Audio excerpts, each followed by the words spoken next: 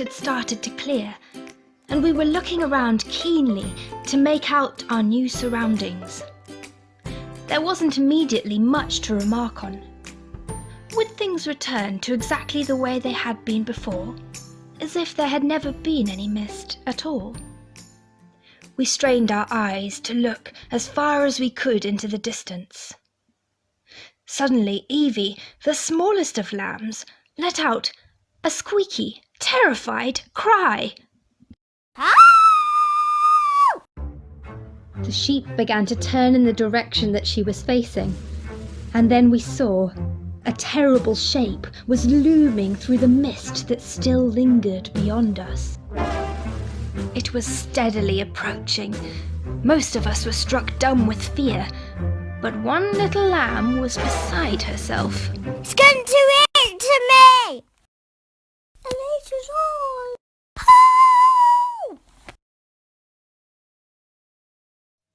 Everyone else was too afraid to speak. The mist monster, for that could only be what it was getting closer. Finally, Dad Sheep, mustering up all his courage, called out, "Halt! Who goes there?" The figure halted. There was a pause, and then a voice said, No one. That is to say, I'm sorry I didn't see you all there. I'm Chris." It was right then that we realized that Chris was not a terrible mist monster. Chris was, in fact, a sheep. But he was the strangest, most bizarre-looking sheep any of the flock had ever laid eyes on. "Goodness," said Great Auntie Shirley. "What a state!" Mickey gave a low whistle, and some of the other sheep tutted.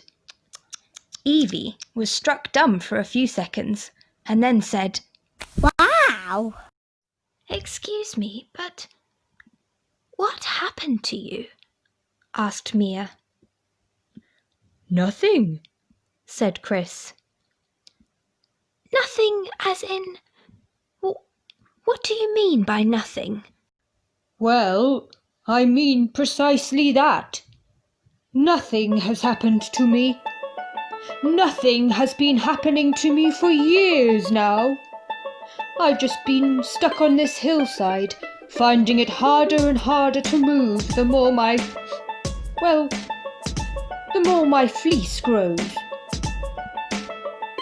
I suppose you're all wondering why I haven't just got it shorn off.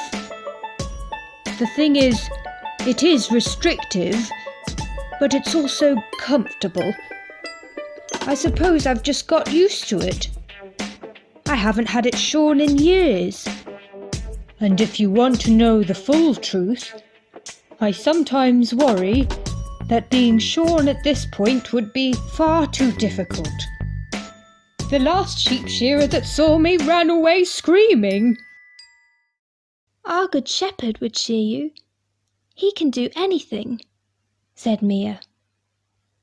Chris looked unsure, but he didn't seem to want to talk about it any more. Why don't you walk with us? Evie asked suddenly.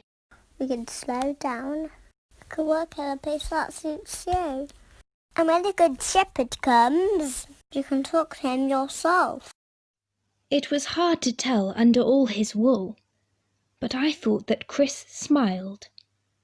He fell in step with Evie, and the two of them led the way in the direction that the Good Shepherd had gone ahead of us.